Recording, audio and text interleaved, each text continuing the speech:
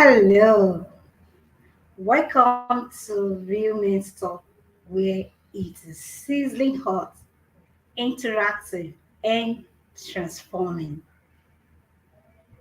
Today's episode, the Digital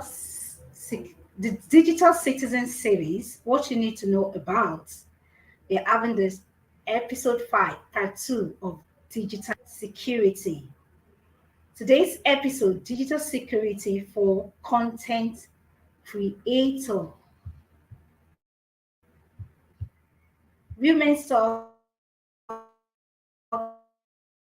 objective is to groom a well-rounded man, second, sister, colleague, lover, wife, and daughter to understand and have a better relationship with the male gender.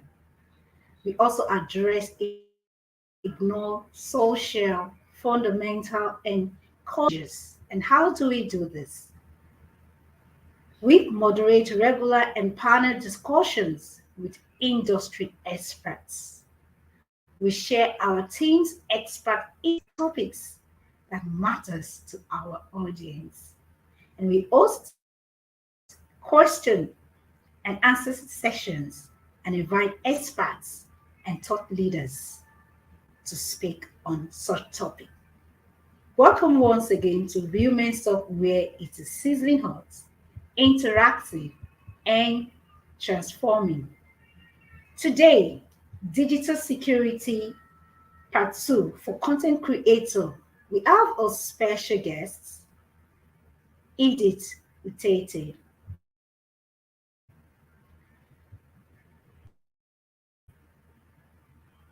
Let me bring EDITH home.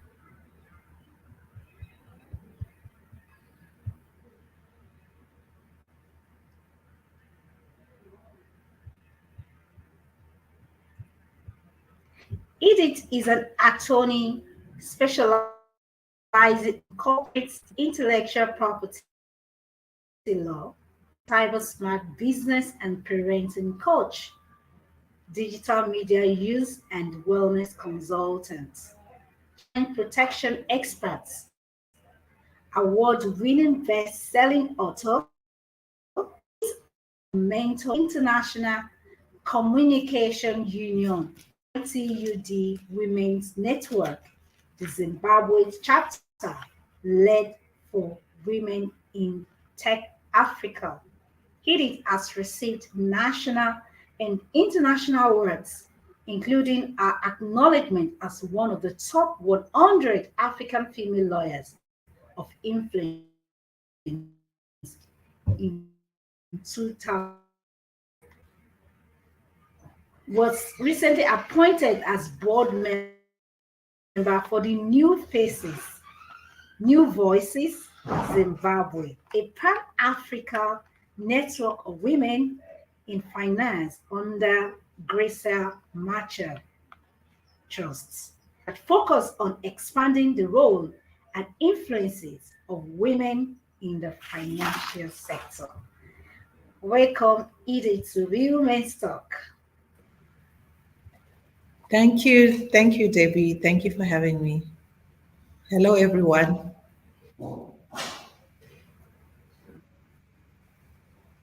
And congratulations on your new appointment.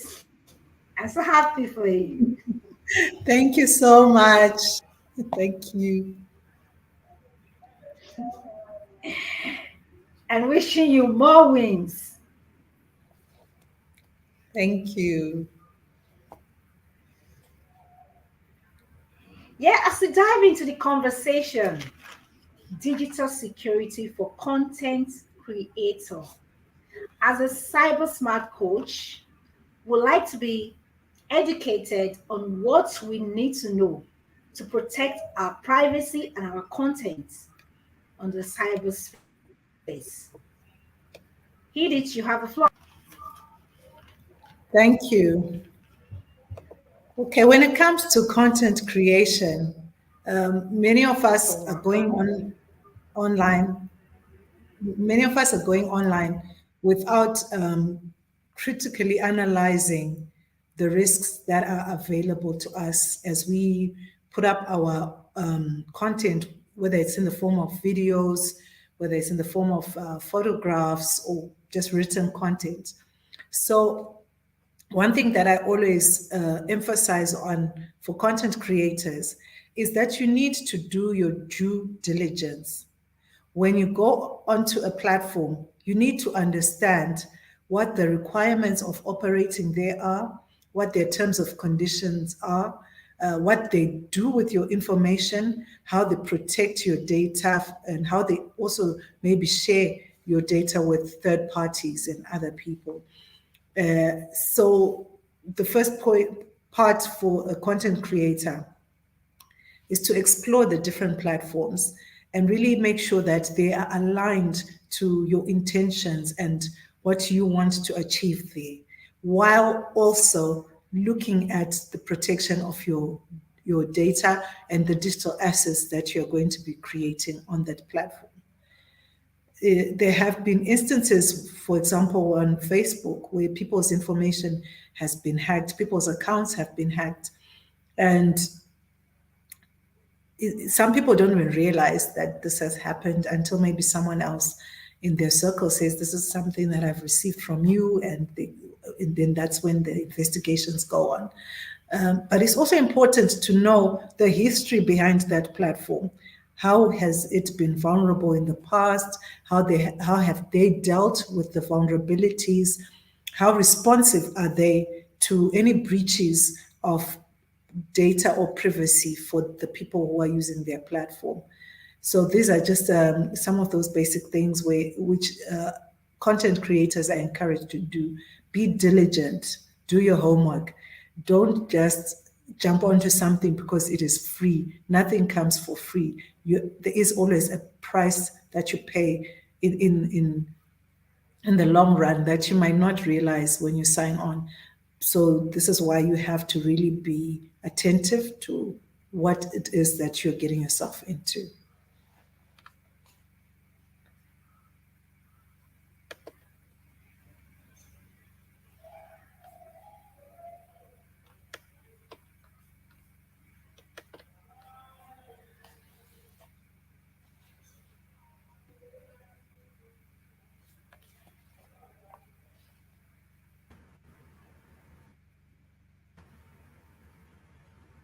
We are learning. Can we see how you please go on?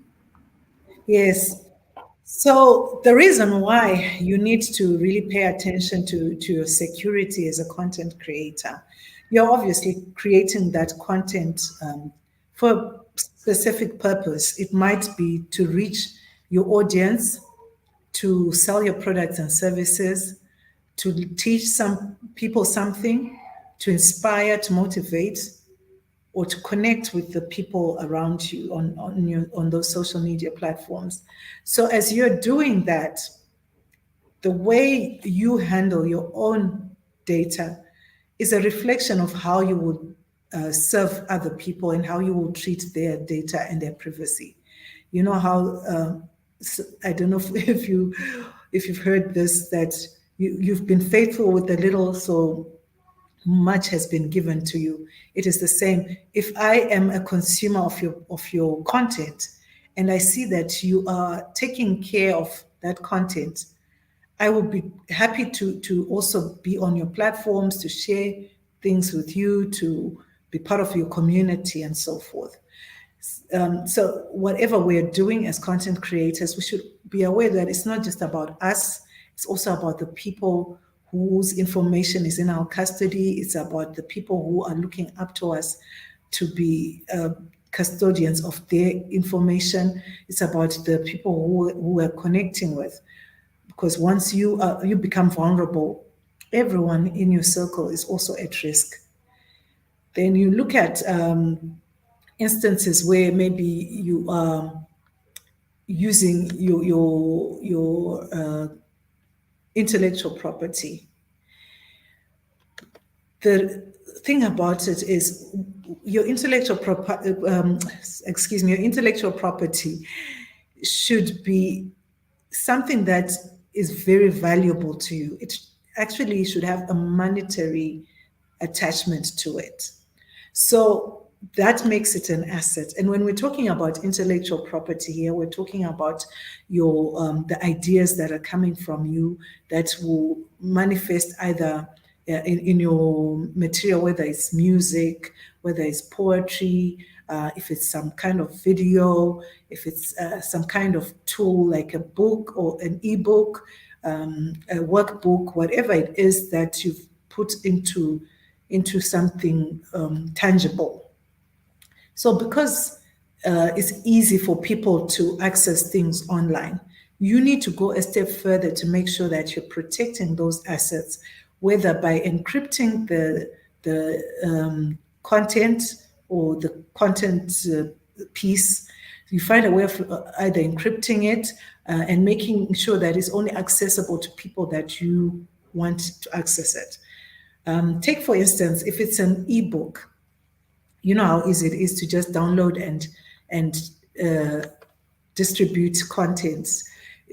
So what you can do is make sure that you have a key, an encryption key on that document, so that only certain people can access it upon putting a password. That's one way you can be protecting your written content. If it's things like videos on YouTube, for example, you make sure that the settings are such that you set it to privacy settings that ensure only certain people who also again have a password are the ones who can access that video or that content. So whatever it is that you are distributing, be very intentional about how far you want to distribute it as free content that people can access freely, but also you can't just be giving away and not getting anything in return. At some point, you need to make people pay for your data or your assets. So you make sure that you have those systems that will ensure that not anyone has access. And then there are also instances where you are going to be getting other people's intellectual property. Again, you have that responsibility to make sure that there's foolproof security around that intellectual property, around those digital assets that belong to other people. Then you look at your identity. You know, now as an individual, you are a brand in yourself.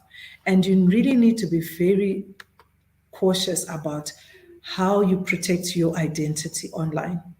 A lot of the time you find that people, when they sign up for things, they give too much information, more information than is required.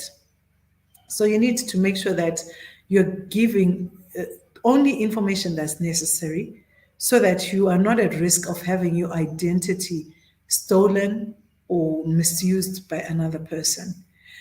As much as we would like the world to be well and good and we're all happy and treating each other well, the truth is there's some people who make it their business to steal other people's intellectual property, and some take it a step further to take your identity, because now as a content creator you've probably established a reputation and people know you and they like you and they trust you. And someone can take advantage of that by taking your identity, pretending to be you, and then getting into those people's, accessing those people that are already in your community. So when it comes to your email addresses, the phone numbers that you have in your database, the names that you have, your contacts, you have to also be very, very diligent in ensuring that you have secured all those, all that information that can make other people vulnerable, or it can make other people accessible through you by cyber criminals. And then another area that you need to understand is the tools that we are using. So whether we're using the kind of web service that we use, the software for protecting our devices, the kind of personal devices that we use to do our work. You really have to, there's some things that are really actually common sense, where you have to secure your personal device, especially if that's your tool of trade for your content creation and everything that you do, to make sure that things like theft don't happen. You don't get someone getting hold of your personal device and being able to transmit your personal data, your personal content from your device. You need to also make sure that whatever software you have on your device is as foolproof as possible. We know that nothing is completely 100% foolproof, but try as much as possible to get tools that are as that will protect you as much as possible. You cannot afford to lose all that hard work that you would have amassed over the years, over a long period of time. So it is important that you get software, antivirus software that is very secure, that will assist you in protecting your digital assets. The kind of web services you use as well, you really have to be careful. That website that you're using, the person who's looking after your website, are they trustworthy? Are they someone who has the right reputation? Are they someone who's diligent enough to continuously check for bugs and malware and other risks that are associated with running a website? So in a nutshell, I think these are some of the things that I can talk about for content creators.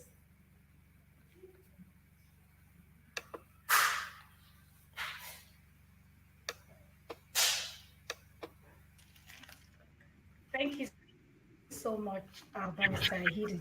That was so informative. It is important you said that we should homework or a content creator, whatever you're doing, maybe you're educating people, you should do your due diligence, do your own work. Then I'd like to know if it's possible to protect one privacy as an influencer or as a figure, a public figure in the cyberspace. How can you protect your privacy?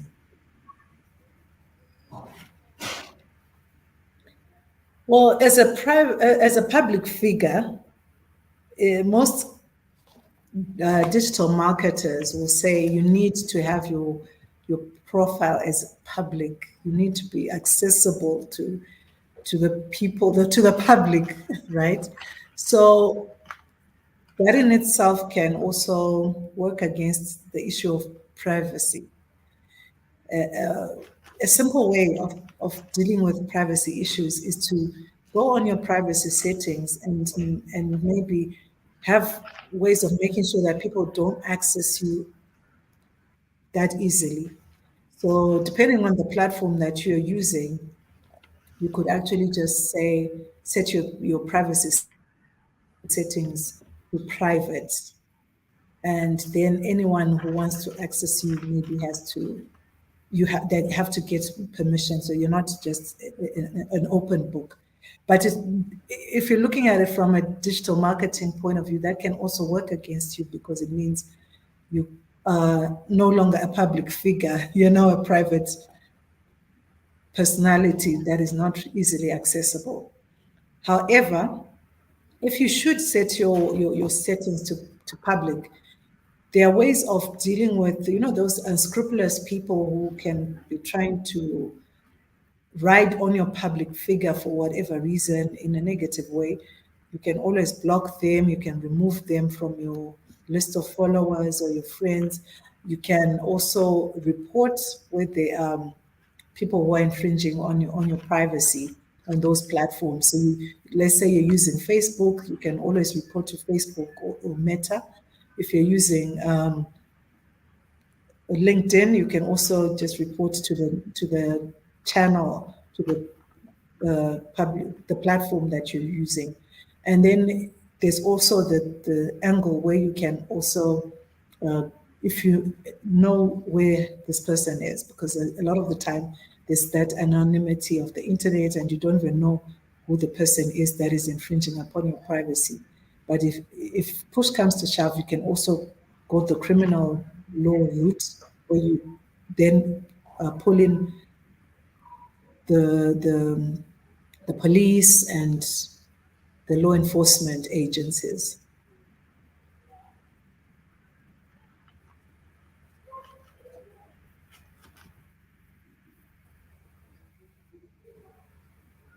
Please, can you talk about trademarking your content?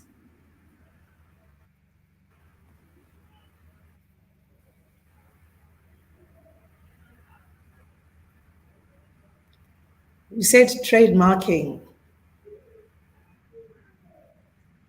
And copywriting your content. Okay. So I'll start on the trademark aspect. Can you talk about that? Okay. When it comes to trademarks, this is where you're protecting, say, your logo, like there at the back where we have the Real Man's Talk Show. So that wording, you can actually trademark that. You have to register the trademark depending on where you are in the world.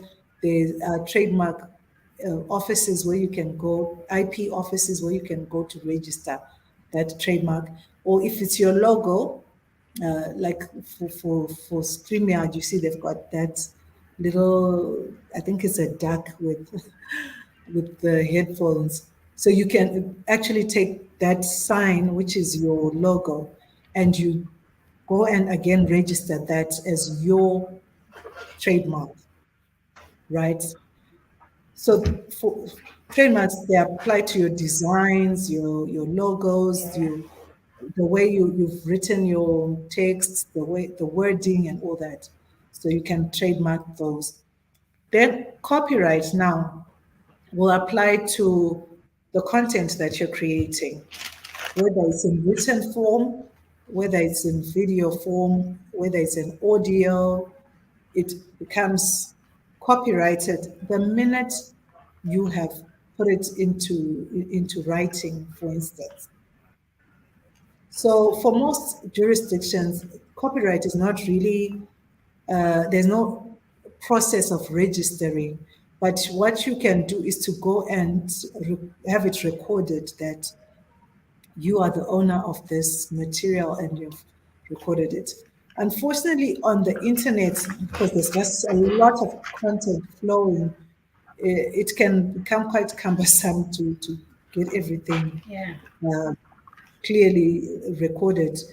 But what you can do when you put your writing, for instance, you know that little C with the round sign, and then there's a C inside, which shows that it's copyrighted material. Or you can actually write the word copyrighted material, not for distribution or not for copying without permissions, depending on what you want. So you can put that underneath your written material on your, let's say you've posted on Facebook, so that people know that this is your work, it's your creative work, and you are taking ownership of it, and you require that people who want to use it have your permissions, and you require that they acknowledge you where they might take parts of your content for whatever purpose, whether as a quote or to you to to inspire or whatever it is they're using it for. They have to show that this piece of that content belongs to you. So that's how you can roughly do it when it comes to digital content. And then, of course, the other channels that I talked about, where you have your encrypting of your works. When it's a book, it's again you have that page where you write that this is copyrighted material, not for copying or distributing without permissions, and then you put your terms on how you want your material to be handled. Okay. But it's just about For submitting clarity, Mhm.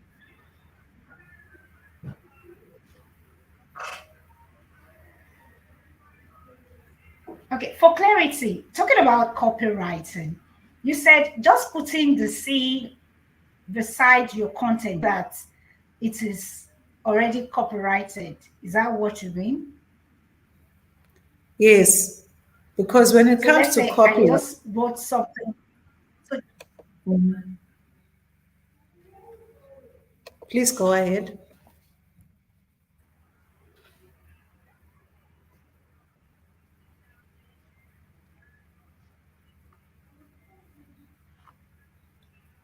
Yes, Mama Tiak, I I didn't seem get to have. that.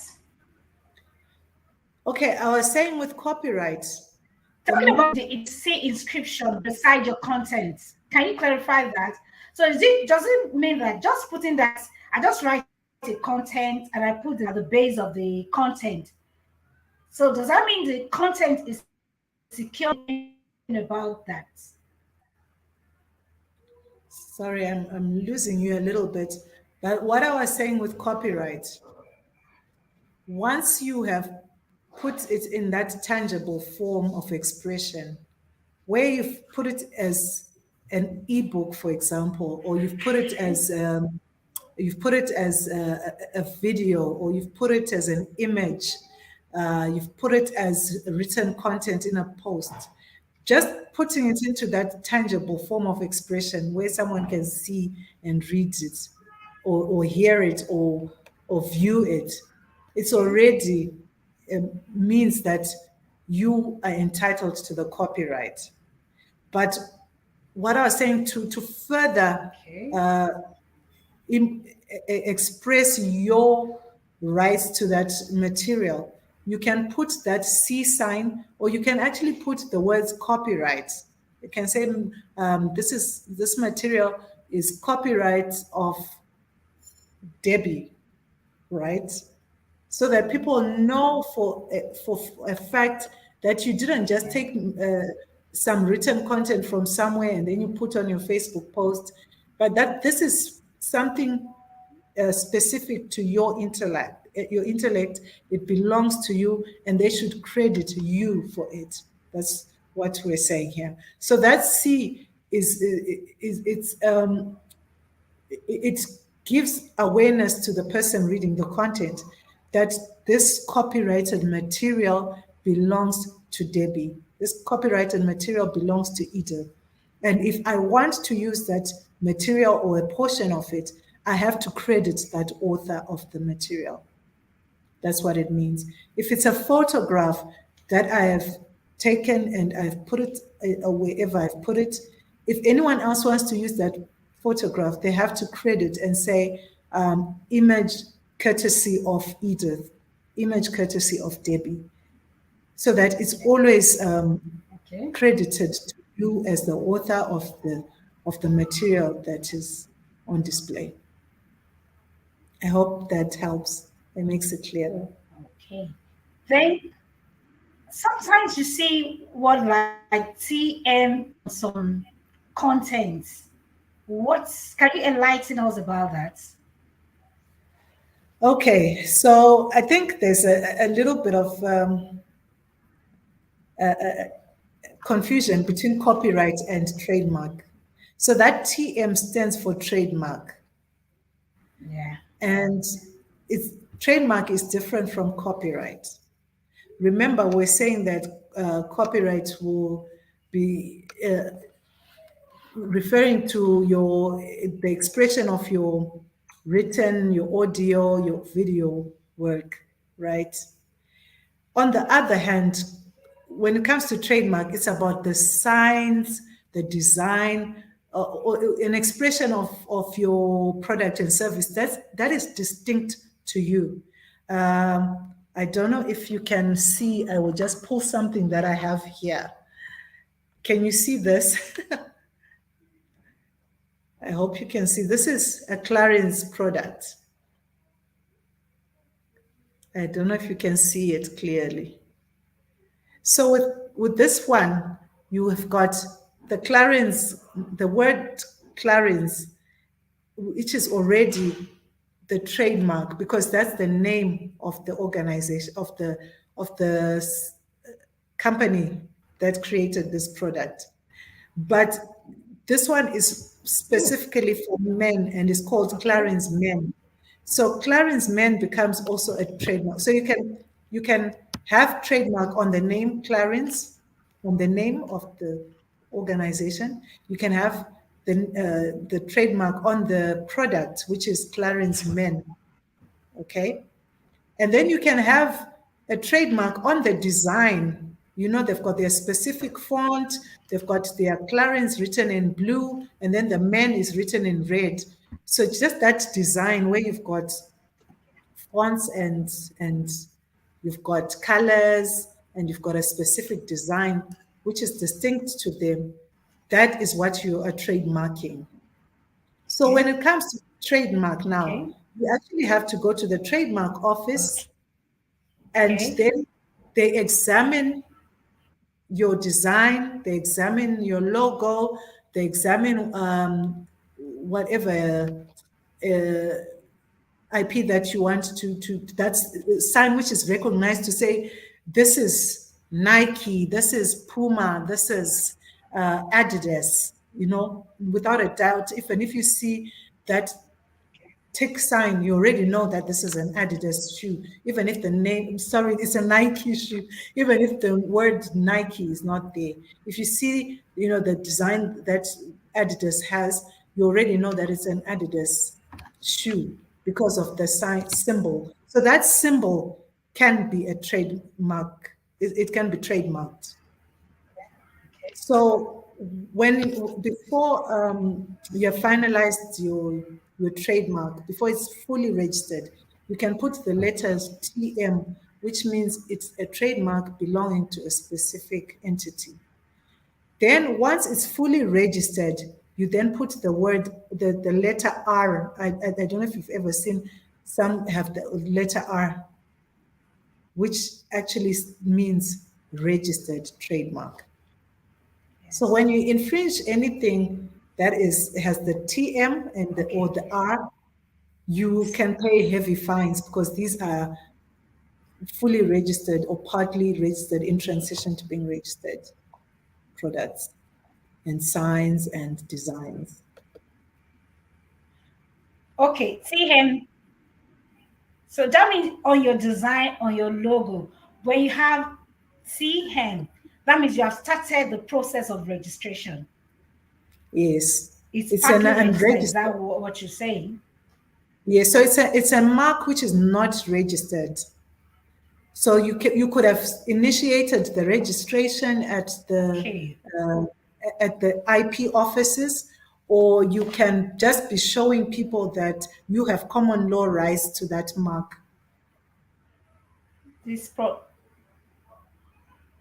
So TM is for an unregistered mark, whether it's a logo or a slogan or it's a design. So you have to show that this is mine, I started it, but it's not yet registered. Then once it's registered, that's when you see the R, which is showing that it's not a registered mark. All right, thank you. Because a lot of time people see, just see how many people don't even understand what those signs mean. True. Then talking about encrypting your content on the digital space, how can one personalize? That's about personalizing your content. How do one do that? What steps do one need to take? Do you need to do a particular registration or something to do all that? No, it's Or just does about, it it's about, sorry, yes? Talking about encrypting your digital contents. So what are the necessary things that you won't need to do? That's talking about personalized. Just steps needed to be taken to encrypt your digital content. Enlighten us on that. Okay, on encrypting you're basically just putting like a, how can we call it? like a code which is private, or it's a secret code which can only be, so that document, no matter how much someone clicks there, without that code they cannot open it. So for encryption now, it's about the platform that you're using. Okay, so you can actually Okay. find I'm forgetting, sorry. Like you can have a file, right, that has a code that you then put Okay. for people to access. I'm forgetting, it's actually on the tip of my tongue, the name of one of the services.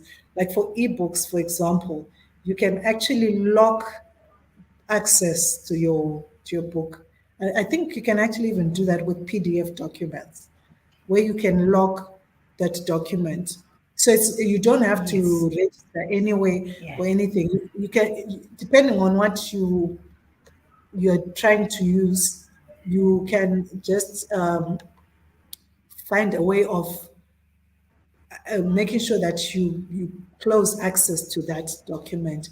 So if it's a PDF, for example, when a person tries to open the document, they will be asked to insert the password, and that's all it is. So it's, you then share Yeah. the password with the person. If it's a video, like on YouTube, for example, you can set your YouTube account or that particular video to private, and then only share with people who have password. So when that person, you give them the link, they click on the link, and then it asks them for a password, and then they insert the password, and then they have access. So it's pretty simple depending on the platform that you're using and the kind of data that you're trying to encrypt. But it's something that you would then have to investigate depending on what you're trying to protect, to make sure that you get that password or that secret code that someone can have to, for them to be able to access. Thank you for mentioning that privatizing content on YouTube. I know some people will be hearing that for the first meaning that was on YouTube that was not accessible to the public.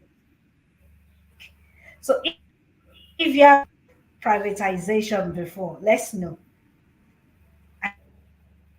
And if you have not, you're aware that you can actually privatize your content, make it for private use on YouTube. Put it on the comment section. If you have not, if you are hearing the first time, just say first time. Put it on the comment section. Then as we go on, talking about how can we avoid getting into trouble of plagiarism as content creator, and how do you deal with that? Tends get involved in such. So it's two ways: how to avoid it and how to deal with it. Sorry, I missed something. You're saying how to avoid what? How to avoid what? Plagiarism, Okay. not to get plagiarism, and how to avoid it from the two sides, the person committing the offense and has the content that is being plagiarized. Okay. So as people who are accessing content that belongs to other people, we really have to be ethical about how we use that content. And as someone who is accessing another person's content, what you can do is to make sure that when you use a portion of that person's content, or all of it, always credit the source of that content. If it's for something that requires permissions, get the necessary permissions. Being online, excuse me, being online makes it easier for you to be able to access authors. I know, like some of the books that I've read, when I go onto LinkedIn, I can actually tag the authors. So that accessibility allows you to also be able to access them and ask for permissions to reuse their content because it is Yeah. illegal, it's unethical, and it's Yeah. immoral to take another person's work that they've put in and then take it and pass it off as your own work. You can actually get yourself into a lot of legal trouble over that. And then on the side of the person who's creating the content, I always say to people who have things that they don't want to be shared publicly or for people to access easily, do not put them on public platforms. Avoid putting your content that you don't want people stealing on public platforms. Because the truth of the matter is, there's still people who are not honorable, who will still take other people's work and pass it off as their own and use it as their own. So if it's material that you don't mind the public having access to, feel free to share. But if it's material that you would rather kept to either to a specific group of people or to paying customers or whatever it is that you want to do, then you then employ other ways of protecting that content in a way that not anyone can have access to it, so that it's only accessible to people who have either paid for the service or the content, or to people that you specifically are targeting to receive that content. But at the end of it, we can employ a lot of things, and nothing is completely foolproof. So you need to take in a lot of different strategies to continue to protect yourself and the content that you're producing, making sure that you're always keeping it safe, keeping it secure. When you've got passwords that you want to have in place, making sure that those passwords are strong passwords that promote really good online security, where there's access to your data, and make sure that you are in control of that access to your data. Putting up security software, firewalls, making sure that your programs and your systems are updated on a regular basis, and continuously monitoring any intrusion that may be happening on your platforms. If it's your website, if it's in your email, if it's your social media, wherever it is that you're putting your content, you need to be always diligent and always vigilant, watching what's happening there, if there's any glitches, if there's anything that is of concern. So these are some of the steps that I would encourage people to take. Thank you so much about that. That means we can actually restrict our content. And I also learned about regional access, that you can uh, restrict your content in such a way that it can be restricted to certain people in certain region, right? Yes.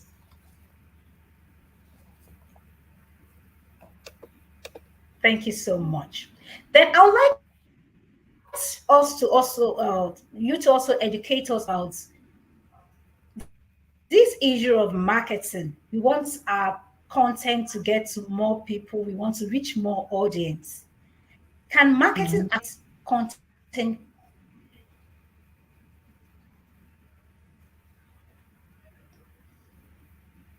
Sorry?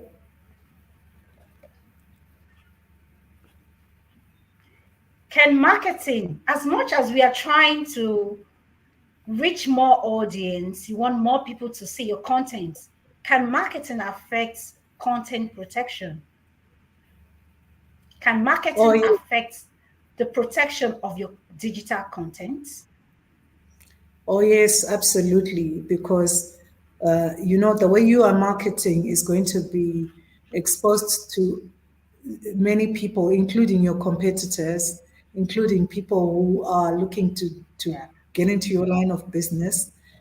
So you will get copycats, you'll get people who's I don't like to use the word steal, but they'll borrow, they'll borrow your ideas, they'll borrow strategies. So it's part of the game. It's part of the risk that you have to take as you are marketing yourself, your products, your services.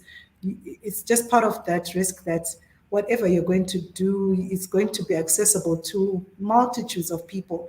And the internet makes it so easy for anyone, anywhere to access your content. So you just have to buckle up and take it in stride as part of the game that you're playing, and always be creative in how you do your marketing so that it's not only limited to digital marketing. You also have to employ other ways of marketing yourself and really connecting with your audience, really connecting with your customers on different levels, so that whatever strategy someone can try to take or your content or copy your content, or your marketing strategies, you are always a step ahead.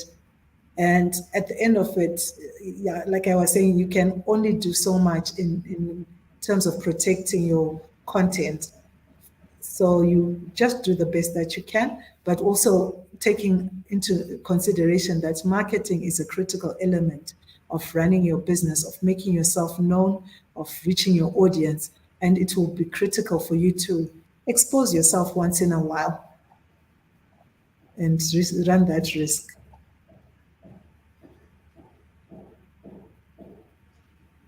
So, are there certain measures that one could take as you make marketing to also protect your content while you're trying to reach more people? Are there measures that could be taken to at least protect your content to certain measure? Yes, you can have, if it's flyers or infographics, you can always put your logos on there so that it's always identifiable to you.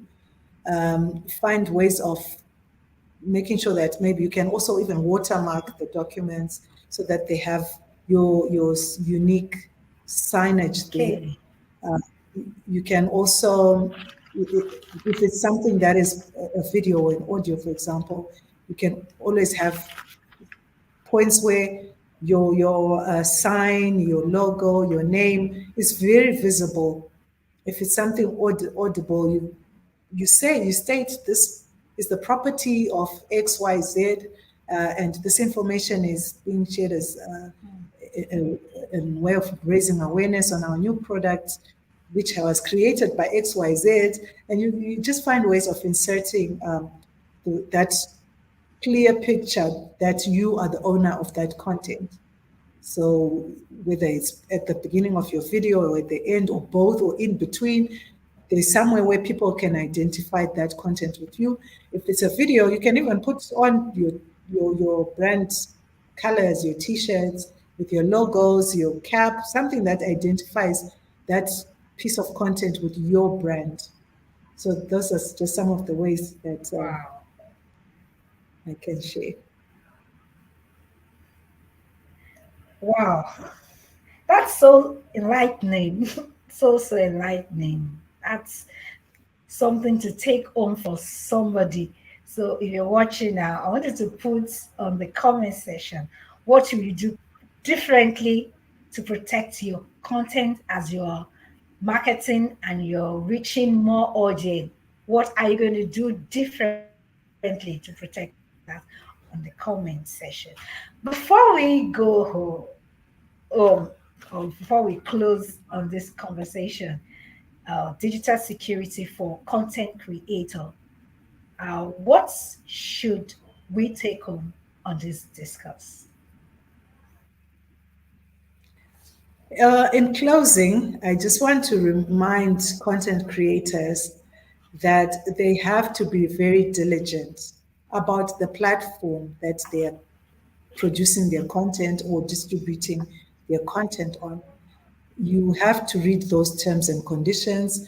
You have to look at the updated terms and conditions. You have to understand your role and what is required of you as a content producer on that platform. You need to also understand what the implication is on you, on the content that you're placing, on your data, on your digital assets, how they are going to be protected by the platform as well. And then you also have to make sure that you are familiar with the issues that have arisen around that platform. Has it had any hacking, instances of hacking? Is it easy for people to steal information there? What is the issue that is on that platform? Keep yourself well read, keep yourself abreast of what's happening. Watch your digital platform, watch your digital assets at all times. If it's a website, if it's your WhatsApp platform, if it's your social media, your email, always keep track of what's happening there. Keep track of the intrusion that might be coming on there. Keep track of any anomalies that you might feel might be a cause for concern. And please remember that you are also responsible for creating content that is truthful, that is going to be valuable to people, but not stealing other people's content. Credit other people when you use their content, and be sure to share only things that you feel comfortable with it's being redistributed on other platforms. Thank you very much. That is what I have to share in closing. Wow, that's that's really really amazing. Wow, it's been so insightful, informating, and enlightening. A lot of on digital security for content creator with Edith Utete, all the way from we am so delighted you again on Real Men's Talk. Thank you for having me. It's always a delight.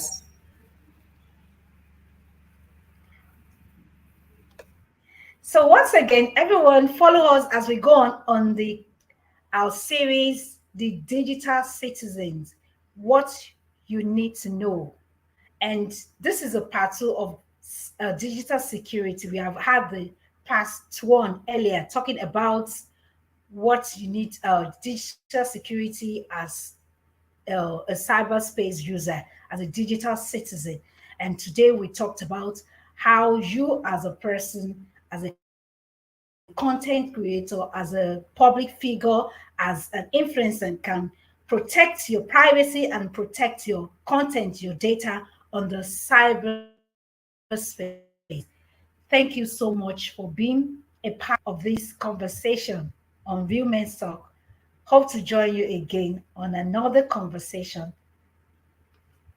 Bye for now.